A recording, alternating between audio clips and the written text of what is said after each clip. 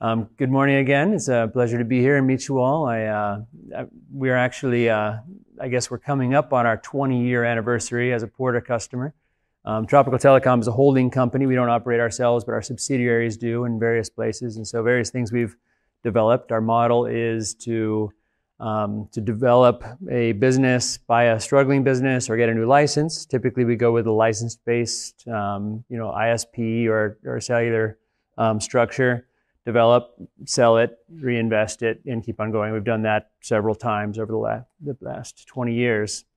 So I'm looking forward to what the 20-year pin is, or the silver pin, or what Porta does for us. I'm sure the 20-year veterans can tell us.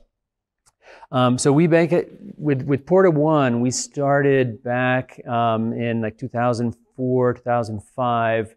In Honduras. We started in Central America. We started with VoIP and cable TV. So cable TV internet at the time, and our history has been very much about underserved markets, places that don't have great connectivity, or the prices are very high. Typically places that have a maximum of 2 operators, and so we come in as the 3rd operator. Try to be more efficient, more effective, try to bring value while bringing good high quality services. And that's what's brought us to what's been a successful model for us.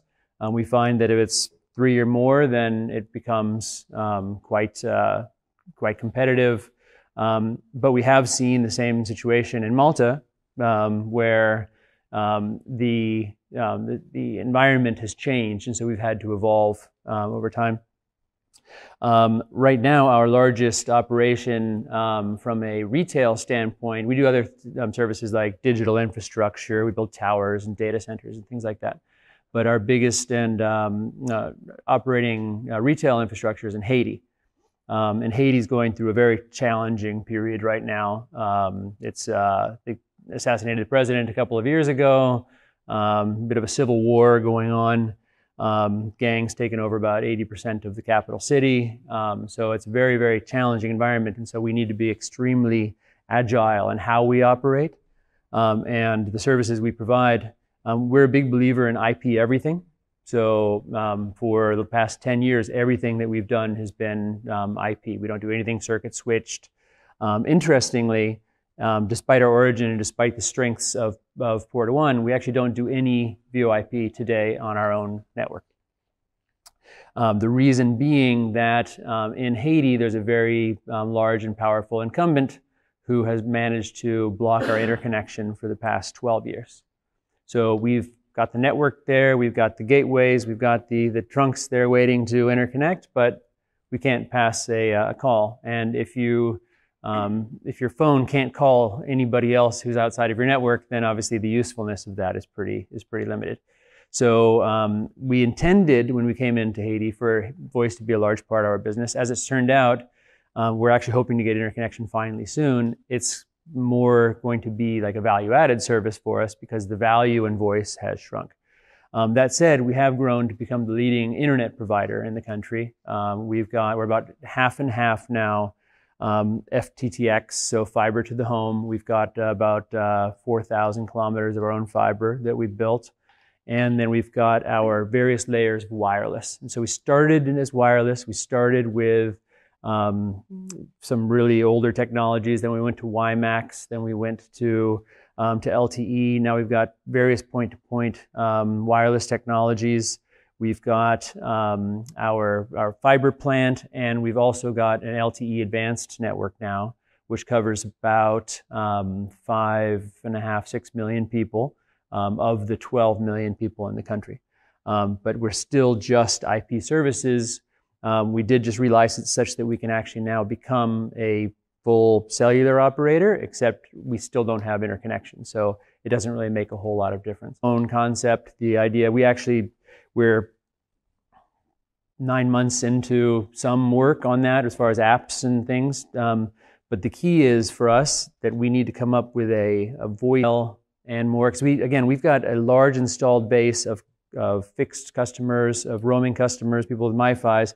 They have Wi-Fi everywhere, right? Voice, out of your office into the cellular connection. in this case, our SIM card or somebody else's, but ideally our SIM card. Then they get home and now they're on our fiber at home or on our fixed wireless at home. They go back onto their Wi-Fi, they can hand over their voice call, hand over their video call, and we found that to be clunky. So you can drop and reconnect, but as far as like some sort of elegant handover, because it is our network, we want to be able to sort of grab the call and say, okay, now it's not just like you're on Wi-Fi and you leave Wi-Fi and your phone's desperately hanging onto Wi-Fi, your quality's terrible, it could just drop and go onto cellular, but it doesn't do that yet because it's the phone underneath that's still deciding, and so basically some steering there is what we're looking for. And so our idea is to grow dramatically. We've actually been historically in our current market, a postpaid and higher end, recently launched prepaid again, and that's where the majority of the customers are. So we've done very well in that corporate and approach. But fortunately with LTE, and now end of this year, we'll be doing our first 5G trials. We've got the Saint's got more base stations installed than we have customers. So the ecosystem is absolutely massive. And so the idea is to tap into that healthy ecosystem, keep the devices low, 0.5 gigahertz, which is the most awarded 5G around the world. So with those two bands, against Elon Musk. Funny story about that is that in Haiti, the base license for an ISP is $10 million. So it's a pretty large, first commitment to come in. But Elon Musk showed up and they were all so excited and giddy. We said, wait a minute, we're here, we're slaving away and paying, this one of our top cost lines is regulatory fees, right? It's a major engine of collected about this thing, and they gave a freebie to, and of course that's changed the market dramatically. In the U.S. they sell, I don't know about Malta, but in the U.S. they sell the service for $110 or $120. We came into Haiti and they sell it for $50, and $50 for a 250 megabit connection is for a revolutionary in Haiti, because we pay everything's IP. In our OTT streaming, I didn't mention linear television, but it's also IPTV or terrestrial OTT.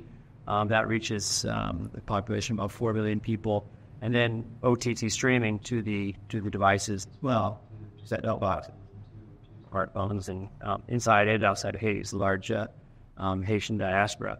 How much was your price prior to Starlink coming in? So, for $50, or what they're charging, we were giving 12 megs, and they're giving 200.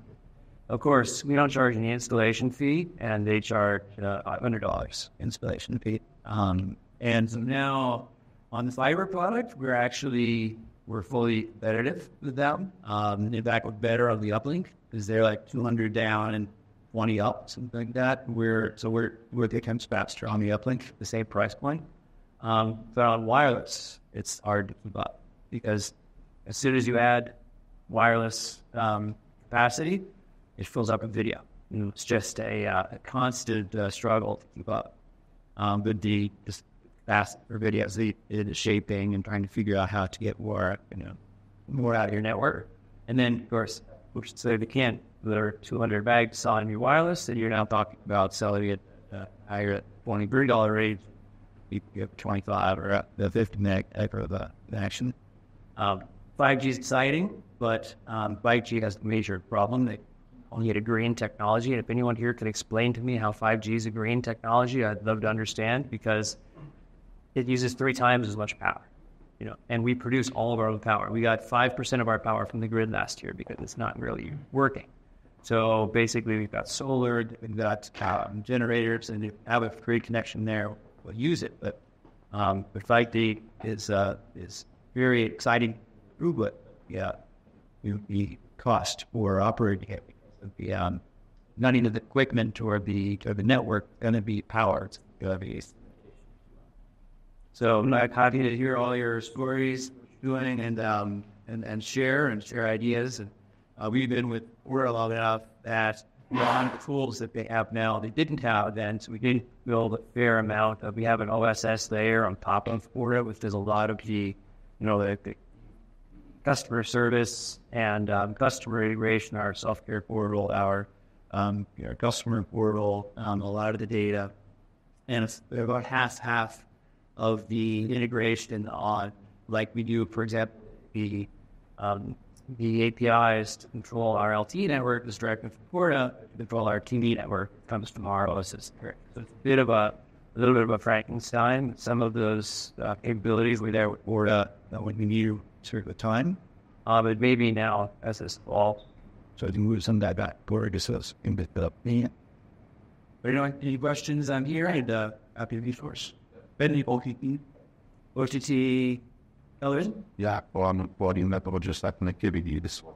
Yeah, so we're a TV operator. We're the largest terrestrial TV operator in the country. The satellite operator is bigger because they cover everywhere without having to build anything.